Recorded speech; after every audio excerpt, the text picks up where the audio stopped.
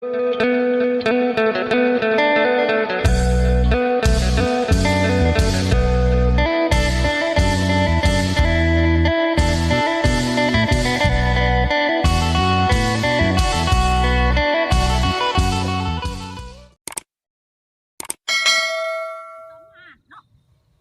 สบายดี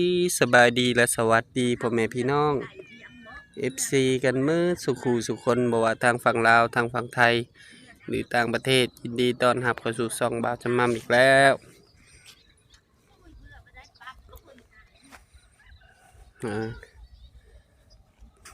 พาน้าสาวไปบ้านเวียงจอมหาดกลายบ้านเวียงไปเมื่อวานนี่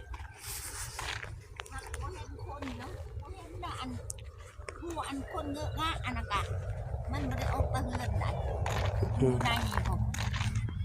มันหลีจนแล้วมันใหญ่สบายดีมั้ยเท้าสบายดีหนึ่งเข่าวันนี้แล้วตะเฮือนแล้วเฮิงเท้าคูณน่ะมาแล้วเนาะมาแล้วพอจะได้เพียงบอกไปใช้แล้วบัดนี้ไปยามด่างไปยามด่างหัดไปเลยดิเฮือนครัวบ่เรื่องห้องน้ำตัวก่อนะอันโตโกทิศกันไดหันบอกทิศหัวห้องน้ำบ่นะห้องน้ำเลยไปโอ้หุ่นทางนี่ป้ายากขนาดเลยไปน้ำรถใหญ่บอกเอารถพอเฒ่าแล้วไปพาน้าสาวไปหาไปล่ะไปบริษัทมีไซเด้14มีไซไปเกิดลูกก็ได้เงินไปแต่งงานก็ได้เงินเพิ่นมอบให้แต่ต้องสมัครสมาชิกน้ำเพิ่นแล้วก็มีบ่พวกอันนั้นมีบ่สมัครก็หลายคนเลยในบ้านเจ้าหลายคนอยู่บ่แม่นแล้วหลายคนอยู่ลุงอยู่วัดน่ะบ่เงินเจ้าแถวๆเฮือนคันค่ำมาบ่ลูกชายเราอยู่เวียงน่ะคันค่ำเฮือนหลังไม้ใหญ่ๆสูงๆหลังไม้สูงๆใหญ่ๆก่อนสิฮอดเฮือนเจ้าเฮาว่าใช้เฮือนมันสบายดีเฮาว่าใช้เฮือนไม่เท่านอกแก้วหั่นเด้นี่แม่นแล้วเขาอันทิศเฮือนน่ะเขามาลิเจอเราเฮือนเขามาลิเจออยู่ใต้หั่นเด้เขาเห็นมาลิเจอคักกะลีบ้านนี่เนาะคำถามว่าแม่เฒ่านอกแก้วแล้วฮู้จักคำว่าแก้วชื่อๆก็บ่จักมันลายแก้วเขาว่าหั่นเด้บ่แม่นแหละเจ้าฮู้จักบ่เฒ่าคุณแล้วมาเป็นเคยอยู่พี่แล้วว่ะเขาก็ฮู้อยู่เห็นอยู่ยังบ่ทันแล้วเนาะแม่เฒ่าเนาะทางลำบากเท่าใดมันหมดเท่านั้นมันบ่แม่นมันแล้วอยู่ไปแต่9 โมงเช้าจนฮอดบ่ายโมงจึงฮอดบ้านทางยากตะเกาแห่งบ่มีโอ้ยตะเกาน่ะไปเซก็ยากแต่อันนี้เพิ่นเฮ็ดครัวจมแล้วไปสบายตะเกาโอ้ยไปฆ่าอยู่เซก็บ่แม่นง่ายดาวคนไปแก้ไปดึงได้แล้วเพิ่นเฮ็ดงามอยู่ครัวจมน่ะมันก็มีป้ายมีหยังไปได้ตะเกาโอ้ยไปฆ่าอยู่หันเอาคนไปแก้ไปดึงแม่นพรำพอดีรถลังจะน้อยว่าฆ่าแล้วไปแก้ซอยกันได้เมื่อแล้วก็ปัตตาดองไปทางเลข10ก็ได้ทางเลข10ก็ได้สบายทางหักมันสบายมันบกสบายตะคาอันบันพักญาน้องเดือนเมื่อหดวิทย์บันกุฎหินไปแล้วมันยากบันหันแหละกระดุบกระเดิงทางวิทย์บันกุฎหินไปแล้วก็ทางยากรถตะคากุฎหินเนี่ยก็สบายอยู่มาพี่ค่ะตกพี่ลึกกันเลยยังฮักก็เห็นแหละ10 รอบ10 ปลายปี15 ปีจึงได้เห็นจะบ่จื้อหนทางเกือบจะบ่จื้อหนทางเจ้าก็เคยเมื่ออยู่ว่าโต้ยเบอร์ลูกได้ยังกินข้าวโอ้ข้าวขวดทานแล้วแหละเช้านอนขวดทานพ่อนอกกระสอบเนาะบ่ได้หาเสียมาให้ก็เลยพักมื้อนี้ก็สิออกเมื่อเซโนแหละแน่นอนพอเพิ่นถามจักแลบ่เห็นมาบ่คือบ่เห็นแต่ว่านนเซโนบ่เว้าเป็นนี่แหละมาค่ำวานเดี๋ยวบ่เห็นบ่มากับไปแก้พื้นเลยบ่หวานอีกมากับไปแก้พื้นเอาว่าเอ้าถามแม่เฒ่านอกแก้วเขาก็ฮู้จักรถเบิดบ้านเวียงพี่ก็ฮู้จักคำว่านอกแก้วคำว่าแก้วชื่อๆแหละก็มีแต่แก้วเนาะเขาก็สิไปว่าเฮือนหลังหันแก้วหลังหันก็แก้วหันก็แก้ว โดย คำแก้วหลานๆก็มาแม่นก สบายดีพ่อเฒ่า อันนั้นเมื่อบ้านเฮา สบายดี เมื่อไทยออดเฮือนเฮา ว่าแล้วไปในนามบริษัทพานาสาวไปไปกายไปใบายเรียงจอมหาด เพิ่นในใช้เฮือนมาเท่านกแก้วเด้เขาอ่ะ เฮ็ดแล้วเฮือนจะบ่แล้วเนาะเฮือนเจ้าเนาะทางเทิงพา แล้วอยู่ป ไม่เหี้ยเนาะ แล้ว ริมทุ่งนาเลย อันทั้งหลังก็แม่นดินนาหั่นบ่ นา หน้าเจ้าหั่นบ่ บ่หรือนา คิดว่าหน้าเจ้าตีนบ้าน เฮิร์นนั่นแหละเขาเฮิร์นนั่นแหละ เขาดินไหน ทอดแต่เฮือนน่ะบ่ อืม ม โอ้ฮอดโน ฮอดนะ จังหวะ 10ปลายปีแล้วบ่ได้เห็นพ่อเฒ่าเอ้ย เออ นั่นก็ไปรอบ16ปีนี่จึงได้ไปเห็นอีกรอบหนึง โไปอยู่ซะเนาะ ไปในนามบริษัทพานาสาวไปอันนั่นไปมอบเงิน ทางบริษัทเพิ่นไปมอบเงินให้คนแต่งงาน ถ้าเจ้าสมัครเป็นสมาชิกฮะ15 ล้านกีบเกิดลูกนี่ก็ได้คือกัน สมมุติว่าเจ้าอยากเข้านี่ก็ไม่ต้องมีเงิน2 ล้านห้าจึงสามารถเข้าได้สมัครเป็นสมาชิกว่าพื้นเกิดอุบัติเหตุก็ได้หลาย เสียเงินลูกหลานเจ้าก็ได้ รถตามรถหยังเจ้าก็ได้ เขามอบให้เดียวนี่รถใดเกิดเดียวนี่สมมุติว่าเจ้าแต่งมื้ออื่นนี่เขาก็มามอบเงินให้เจ้าโลด แต่งงานเนี่ยบ่ ได้แท้ได้จริงเพราะว่าผูกมัดกับบริษัทโศกชัย เออ ก็ไปมอบเงินให้งานดองผู้นั้นแหละ ไผเดดอง เชิญ หาลายอยู่แล้วตอนนั้น ดองน้องอันคันคำอ่ะ ผู้ใดคันคำ คันคำลูกมันจักซื้อในไรเฮาก็บ่จัก เฮิร์นเขาอยู่วังใดเนาะ เฮือนเขาเสาไม้ใหญ่ๆตีนขันไดไม้แดง โอ้ ตีนขันไดไม้แดงใหญ่ๆยาวๆสูง พอติดนึกนี่แล้ว ๆตีนกันบันไดขึ้นน่ะไม้แดง โอ้ ไม้แดงสูงๆอ่ะไม้แดงงาม โอ้ยแม่นแล้ว ๆใกล้ๆกับเจ้าแหละแนมเห็นกัน เอ้ย ทางโค้ง มี ไป มาลิเจอร์ใด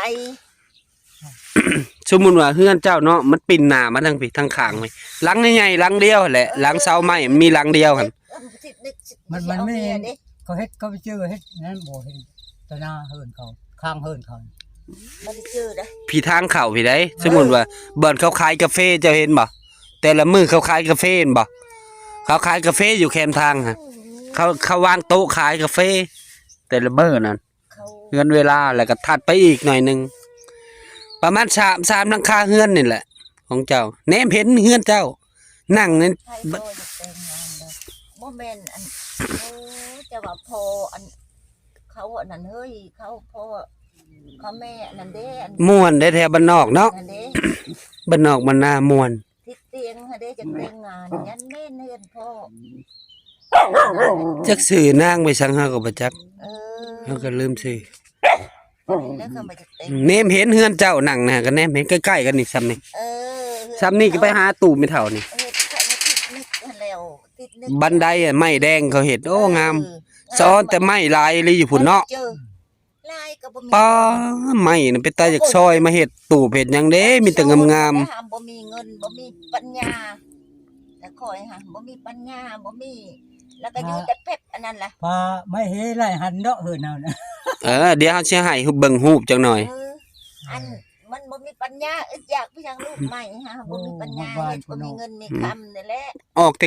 9โมงนี่จนฮอดบ่ายโมงจึงฮอดบ้านซ่อง ได้บ้านเมืองเนอะเฮือน ว่านนี่บ่ คือ ว่านนี่แหละจนฮอดบ้านเจ้าบ่ายโมง ท่ายบ่วัดมันเวง ฮะ วัดมันเวงก็ท่ายบ่ บ่แล้วไปในนามบริษัทบ่ได้ถ่ายคลิปเลยนะว่านนี่ เออ ไปประชุมมื้อซื่อไป เห็นก็ท่ายรูปอยู่วัดนั่น วานนี่บ่ 2 คน 3 คน 2 คนคือรถมิโก้สีดำ จักนะ สีดำสีตะมูไว้ที่ช่างเบิ่งครับ เออก็ไปท่ายอ่ะ คักอะลิเนาะอันขวดจมไปทางเลข10นี่ก็ได้บัดไปฮอดเฮาจึง ทางเลข10น่ะมันไกลซะได้ไอ้ทางเลข10มาอันนั้น แต่กี้เฮาไปรอเบิดเลยแหละแถวนั้นหั่นมันน่ะโดนแล้วบ่อยากเจอ พุ่นของน้อง ว่าเฮาคิดว่าเจ้าอยู่พุ่นแหละสิเอามานํนั่งหลังมา เออ จึงบ่ได้เสียเงิน ถามเขาเพิ่นเมื่อเลยเด้ว่าเพิ่นมาสีเขาเพิ่นเมื่อแล้ว เอออืม ผู้เฒ่าคูณเพิ่นมาเป็นเคยอยู่พี่ ถามคนไกลหันบ่ ถามผู้เฒ่าทั้งข้างเฮือนเจ้าแหละ2คนน่ะ เข้าอันนั้นนั่นแหละ เออตั้งข้าง เข้าหลังเบานั่นแหละ เออ ญาติบ่ญาติ อืม คนเนาะ หนทางนี่พิลึกหนทางนี่ โอ้ โอ้ยเดี๋ยวนี้น่ะบ่เข็นเนาะ คันยามฝนนี่แฮงไปบ่ได้ บ่ได้บืนอยู่ นี่รถไทยนี่ย่ำพลเนี่ยไปบ่ได้ ไปบ่ได้เลยแหละ ไปอยู่แล้วเขาก็ ไปอยู่ โอ้ยเดี๋ยวนี้ล่ะมันแขวนตะเกาหันกว่าหันทาง ขับรถไทยนี่นั่นมือฮ้อนมือไม่ละไปมืออยู่จังอันละมือบานมืออยู่หัน อืม มือตะคากุทินมือกะ ข้างครกครกแคกเลย กุดหินบึงสร้าง อืมเขาไป ที่ใช่เลย บ่ไปบึงสร้างไปทางพี่ บ่ โอ้ตะขัวกับขัวเล็กเนาะยังคือเก่า อืม เก่า ขัวฝรั่งเก่า มันเนาะโอ้ยเพิ่นเฮ็ดโคจมน่ะแค่นี้แก้ไปดึงคือว่า โอ้น้ำโคจมนั้นปุ๊บมันยูขึ้นหอดปุ๊บ บ่ใสเนาะ โอ้ ป้าคือสิมีป้ามันสิอยู่ตามเหลือกหินนั่นแหละ ตามมันนั่น หักมันบ่จะขึ้นได้เขาตันอยู่บ้านดงกึม อ๋อ บ่ดงกึมน่ะเขาตึกนั่นซ้ำเอาบุญแต่ละมือมาคนไปซื้อก็แม่นพระรำพอดงกึมนี่ โดย คือพุ่นมันขึ้นบ่ได้เด้มีแต่โคจม แม่เฒ่านอนพี่บ่แม่เฒ่ามื้อนี้เมื่อบ่ บ่ เมื่อ นอ นะ นเปิดมือคนละ อ๋อ เมื่อแรงบ่แม่นไปกินปีใหม่อยู่เฮือนบ่คนนี้จะได้อยู่บ้านน่ะคือว่าเห็นกับพี่พายังโอ้แต่งงานก็ได้เงิน แม่นบริษัท14มีไซ แต่งปีแล้วนี่ดิแล้วแม่นแต่งปีนี้จะได้ละเงินเนาะ แต่งปีใดก็ได้เงิน ลูกหลานก็ได้เงิน เออ เฮ็ดตามจำนวน ปิดแล้วปีแล้ว แล้วก็ไปพังแหละพาน้าสาวไปแล้วก็ไปพังน้ำเขา โอ้ ทางบริษัทเพิ่น แล้วสาวเป็นบริษัทบ่ บ่เพิ่นก็เป็นเขาเป็นสมาชิกนํเขา โอ้เมื่อก็อยู่วัดกันบ่ ประธานเพิ่นลงมาแตะเวียง เมื่อแล้วก็เพิ่นก็ประกาศแล้วเนาะให้คนอยู่ละหวานนี่ บ่แล้วเมื่อเจ้าเห็นดอกพ่อบ้านประกาศ เออ มาเด้อผู้ใดอยากสมัครมัน ได้ประกาศยังก็ประกาศได้ก็ประกาศแล้วก็ประกาศ นายบ้านแม่ยิงก็มีเนาะ ผู้หญิง ผู้หญิงในบ้าน ผู้หญิง ผู้หญิงในบ้าน แม่ยิงในบ้านแม่ดอกอันนี้ โดย แม่ดอกนางโกงสิล่ะ ผู้ไทยทางนี้เพิ่นเว้าแนวนี้เนาะผู้ไทยทางวิลาเพิ่นเว้าเป็นแนวหนึง อืม เออ ทางพี่แบบทางพี่เลอทางผู้ปัดพี่เลอเผอ เผลอ มีหลายชนเผ่าผู้ไทย อันผูกเงือกงะอันนั้นอยู่ในเฮือนก็มันบ่ออกมาแต่เฮือนเนาะมันบ่รอเบิ่งดอก บ่เฮาบ่ได้เข้าไปเฮาแนมเบิ่ง มันไม่รู้จักซ้ำดอก ห้องน้ำก็บ่ได้แล้วเด้อเพิ่นเฮ็ดโอ้ยห้องน้ำก็เก่งซ้ำ เฮ็ดเองบ่บ่เฒ่านะ ฮะ เดี๋ยวเฮ็ด ห้อง ผู้เดียวเพิ่นเฮ็ด ผู้หญิง คือเงือกงะในเฮือนนั่นแหละเฮ็ดแล้วก็เฮาเว้าได้มันก็บ่ยามันได้เฮ็ดคือมันเฮ็ดนั่นแหละ บัดลูกชายเจ้าอยู่ไสซะลูกชายผู้สู่เมียน่ะ เงือกงะอยู่ในเฮือนนั่นแหละ อันนั้นผู้ได้เมียน่ะ บ่ผู้ใดเมียอันมาเป็นเซียวเจ้าอันว่าอย่าเอ็ดเซียวคอยเว้าเฮาก่อนหั่นนั้นเว้าเมียเพิ่นให้มันฆ่าลูกงมหอยไปให้เซียวเด้อแล้วก็บ่มีผู้เอาลูกนะมันได้ถือจะให้กังงม อยู่อย่างจันทร์พูน อ๋อ จันไปหาก็ได้เดือนหนึงบ่กำไปวันที่27เดือนหลังหั่นดิ โดย ไปได้วันที่27 28บัดนี้เขาเฮ็ดงาน ว่าผู้นั่นตั้งห้าอันนี้ก็ไปให้การคือการจะเว้ง อืมทุกบ้านทุกเฮือนขลังน้อยๆไต้วัดน่ะดิน้อยแต่แพะพะเด้ทุกเท่าใดเมียก็เฮือนก็อยากลุงล่ะ บ้านนอกเพิ่นม่วนเป็นแบบหนึงเนาะบ้านนี่เนาะไม้สะอ้อนแต่ไม้ ผู้ใดผู้มี อยากซอยมาเฮ็ดตูบเด้ว่ะ ผู้มีน่ะได้ผู้บ่มีแหละก็บ่ได้ไม่จะบ่ได้อึด ไปทางเนอทางผู้พุ่นให้ ขึ้น เท่ เนื้อ สุดอาจสะพรเนาะทางไปกับบ้านนาปอดบ่ บรรณปอด กลายไปบ้านเจ้าหั่นหรือบ้านนายอนบ่ ได้เวอยู่ดอน คุณเห็น บ่ชุดบ้านเจ้าบ่เท่าแต่บ้านเจ้านะ บ่ หมดผู้โลดชุดละผู้โลด นายอนพุติ บรรณย บ่ อนบ้าน อันนั้นน่ะ สุดยู่ มันไปทางข้างทั้งนั้นอันนั้นน่ะบ้านเฉพาะบ้านจงหาดนั้นชุดแล้วมันมีบ้านไปผู้โลด ไปพูดแล้วก็บ้านนี่ก็ขึ้นไปปุ่นก็แม่นบ้าน อันนั้นอยู่ทางข้างแบบมัน อืม แบบเฮาบ้านธาตุ คัน กับบ้านนักที่ชองเนี่ยนั้นนะ ก็ชุดแท้ๆเลยบ้านย้อนบ้านนาย้อน เออโยน บ้านนาย้อนนี่คือบ่มีทางไปแล้ว บ่มี ไม่ แต่ ทางไป บ่มีทางไปหรอก บ่มีทางไปคือกัน แม่น ไปทางนี้เด้ทางข้าม ชุดแต่เท่านั้นแหละซ้อนแต่ไม้ผู้พาหลายเนาะ โอ้ยจักสิอึดหยัง ไม้ป้าเบิ่งก็ซอยหน้าซาวโอ้ยซ้อนนี่อยากเอามาแก่มาเฮ็ดตูบเด้มาซอยเฮ็ดตูบ โตละเบิ่งอยู่คำบ่มีเงินกำลังบักใหญ่โต เพื่อสิแก่ออกมาแต่บ้านนี่ก็ลำบากแล้วหมอ มันบ้านคนเนี่ยมันเป็นอันนี้นะผู้จังแห่มันไปอันนี้ผู้จังแห่ โดย บ่ได้บ้านคนล่ะ ไปฮอดตีนผู้ล่ะโจ๊ฮอดตีนผู้เลยโจ๊นะ โดย พุ่นก็แม่น ทั้งพี่ก็ช่องห้องนี่อยู่ โดน อยู่หันช่องห้องกับไปกับพระผู้พุ่นเลย บ้านนาเจ้าอยู่ในไสนาเจ้า เพ่อยู่ไตเพ่ น่าอยู่ ก้อนครัวพี่บ่ บ้านเวียงเพ่ ทั้งทงทางไปแล้วค่อยขึ้นพุ่นละอยู่พุ่นละทงนา อ๋อ ไปหอดทงหน้าแล้วค่อยไปนั่นน่ะ ลงทงนาล่ะค่อยไปนั่นแหละอยู่พุ่นเลย ทางนะบ่แต่เก่านะ อยู่ไตบ้าน ทางนะบ่แต่กี้นะ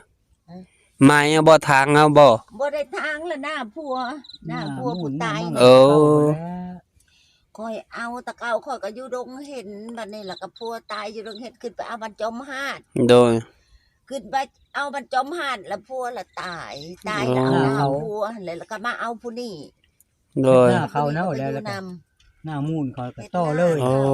เขาก็เอาคืน เป็น ได้ ว่าแมวเลยเนาะ ผัวตายแล้วเอาคืน โดยโดย ยังหน้า10ให้ สบายดีสาวน้อย แล้วแล้วเนาะขวดทานได้จักสอบ พ่ออย่าบ่สอบเหลือพ่อดีพ่อ ผม ได้จักสอบ ได้ช อั อบ ก ไป เอ้ยกิน เศร้าเท่าไหร่ เอาไปชอบหมูขายนำอยู่เนาะเธอชอบหวานนี่ขาย บ่ชื่อเนาะ ขายย่องเพิ่มไปหวานนี่ เออ โดยเอาฝากพ่อๆแม่ๆเป็นกำลังใจให้แม่เฒ่าแก้วพ่อเฒ่าคุณน่ะสาวน้อยนี่เด้อพ่อแม่พี่น้องมาฮอดนี้บัดจะมั่มก็ขอบุญขอบคุณพ่อๆแม่ๆ FC ทุกท่าน ที่เบิ่งคลิปบัดจะมั่มแต่ต้นจนจบโดยบ่ขามโฆษณาเพื่อเป็นกำลังใจบัดจะมั่มเฮ็ดคลิปใหม่ๆออกมาให้พ่อแม่พี่น้องได้รับได้ชม อย่า ขอให้พ่อแม่ FC ทุกท่านจงมีสุขภาพร่างกายแข็งแรง เมื่อก็ให้นะ ปราศจากโรคภัยไข้เจ็บคิดสิ่งใดก็ให้ได้สิ่งนั้น จงความมุ่งมั่นปรารถนาทำมาค้าขายซื้อได้ขายหมันใกล้จะฮอดปีใหม่แล้ว ขอให้พ่อแม่ FC พี่ๆหน้าทุกท่าน มีโชค โชคหมานร่ำรวย หาดหวาน หน่อยสุขภาพแข็งแรงไปใส่มาใส่เดินทางกลับบ้านก็ตลอดปลอดภัย ฝากพ่อๆแม่ๆเป็นกำลังใจครอบครัวบ่าวจะมั่มกดติดตามบ่าวจะมั่มกดไลค์กดแชร์ให้เด้ออย่าลืมกดกระดิ่งเพื่อบ่พลาดคลิปใหม่ๆของบ่าวจะมั่มบ่าวจะมั่มก็สิขอลาพ่อแม่พี่น้องไปก่อนเจอกันคลิปหน้าสบายดีเด้อแม่เฒ่าพ่อเฒ่าสาวน้อยสบายดี อยู่ดีมีแฮงมาก็มาเด็กบ่มีหยังมาผากเลย เมื่อกระทันหันไป บ่ได้เพียงบ่ กระทันหันมากระทันหัน เมื่อก็บ่ได้เพียง ว่าจังองค์หวย